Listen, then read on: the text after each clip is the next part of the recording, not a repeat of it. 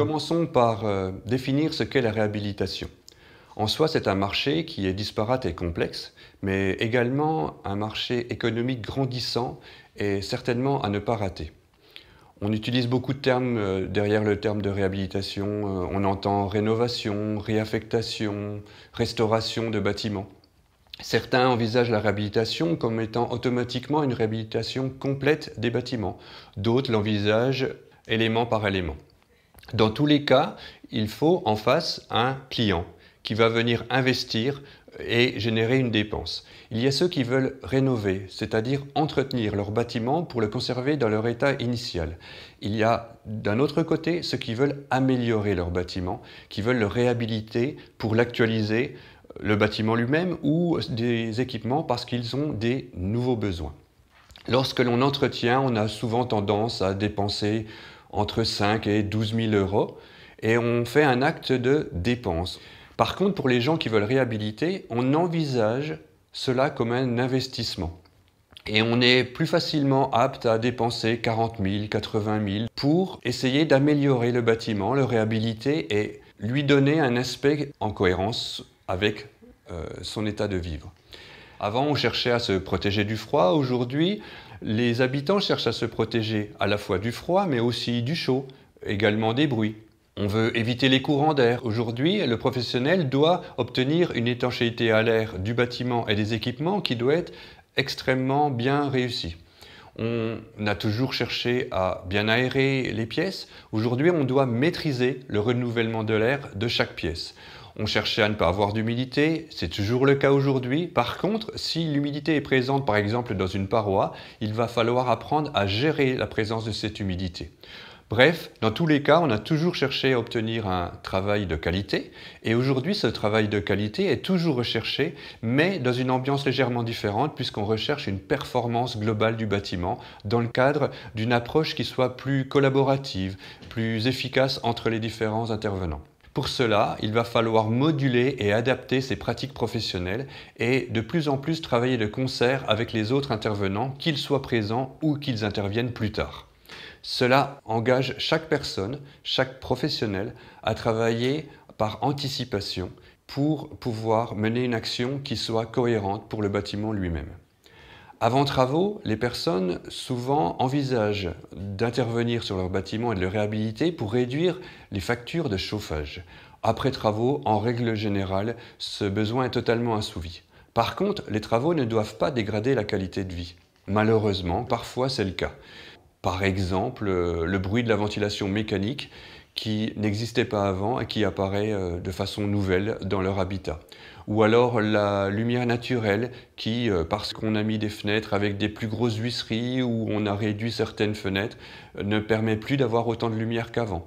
Nombre d'éléments liés au ressenti, à la santé et au confort peuvent être perturbés par la mise en place de travaux qui ne sont pas en cohérence avec la demande initiale. C'est pour cela que nous allons parler de réhabilitation performante selon différents angles. Le premier, effectivement, est dédié à la réduction des consommations énergétiques, mais nous allons également travailler sur des bâtiments qui, in fine, sont sains et confortables et, si possible, qui minimisent leur impact sur leur environnement.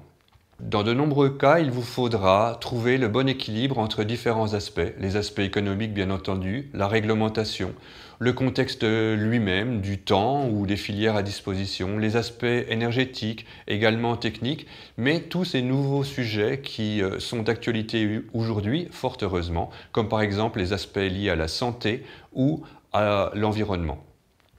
Il y a à minima un impératif à tenir pour que la réhabilitation soit performante, c'est d'obtenir un niveau énergétique qui soit celui de la basse consommation. Dans les faits, cela se traduit par une consommation maximum réglementaire de 80 kWh d'énergie primaire par mètre carré par an. Cela se traduit par le passage d'une étiquette énergie en F ou G ou E habituelle aujourd'hui pour les bâtiments à réhabiliter à une étiquette en A ou B. Donc un niveau d'excellence qui est assez important quand même à atteindre. L'amélioration conventionnelle avec les travaux qui sont engagés aujourd'hui permet souvent de poser de l'isolation ou des équipements de belle manière, mais peut créer des nouvelles problématiques qui n'existaient pas avant travaux. Souvent à l'interface, à la gestion entre deux parois ou entre deux équipements. Si par le passé on avait l'habitude de faire des bâtiments qui étaient relativement fuyards, où on maîtrisait un minimum les choses, nous devons aujourd'hui faire des bâtiments qui soient absolument étanches à l'air, et où les équipements de chauffage, tous les générateurs de combustion, notamment les poêles par exemple, doivent eux aussi être étanches à l'air. Cela permettra d'augmenter le confort et la santé des usagers, de réduire les risques pathologiques, d'augmenter le rendement des équipements, mais aussi, et à très court terme, de réduire de façon drastique la consommation d'énergie en réduisant par 3 ou par 5 la facture énergétique. Les personnes qui veulent s'engager dans les travaux de ce type ont naturellement quelques peurs et ont besoin d'être bien conseillés. Ils sont donc en recherche de très bons conseils, mais aussi d'être rassurés. Au fil de cette formation, nous allons vous parler de votre rôle et de votre posture de professionnel tiers de confiance pour apporter des éléments sur la préparation des travaux, sur l'aide à l'investisseur pour qu'il puisse imaginer avant même la fin des travaux, dans quel état sera son bâtiment une fois que vos interventions seront réalisées, et pour embarquer la performance.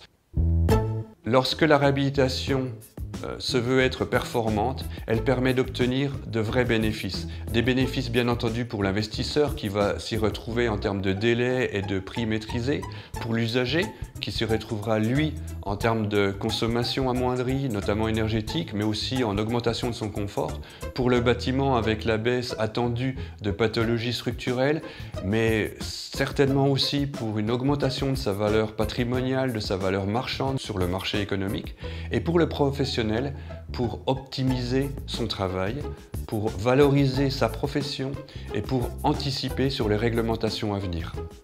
Cette formation doit vous aider à réhabiliter effectivement des bâtiments, mais aussi la profession tout entière du secteur du bâtiment. C'est pour cela que nous vous souhaitons un très bel apprentissage tout au cours de cette formation.